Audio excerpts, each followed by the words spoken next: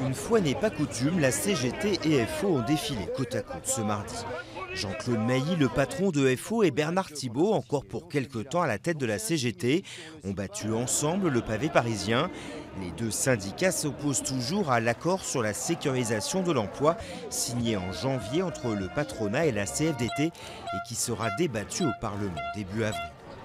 Cette manifestation est en leur direction, en direction du gouvernement, pour leur faire prendre conscience de ceux qui s'apprêtent à voter, de l'impact que ça aura sur le quotidien de dizaines de millions de salariés.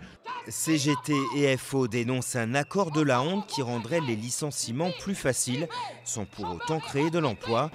Entre 9 000 et 30 000 manifestants dans la capitale, où le cortège est allé jusque devant l'Assemblée nationale. Plusieurs dizaines de milliers à travers la France.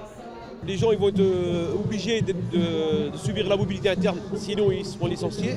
Il y a aussi une question de salaire, de blocage de salaire, donc baisse du pouvoir d'achat. On va précariser encore plus le monde du travail, alors qu'on aurait aimé avoir des garanties. En tout cas, c'est ce pourquoi on avait fait en sorte que ce gouvernement soit là aujourd'hui. Car le gouvernement a repris très fidèlement le contenu de cet accord pour élaborer son projet de loi, examiné cette semaine en Conseil des ministres. Pour François Hollande, il y a urgence à agir contre le chômage. Le chef de l'État, au plus bas dans les sondages, veut croire en ce type d'accord pour relancer l'emploi. L'objectif que je me suis fixé, c'est d'inverser la courbe du chômage d'ici la fin de l'année. Ce doit être une volonté. Il en faudra effectivement pour inverser la courbe.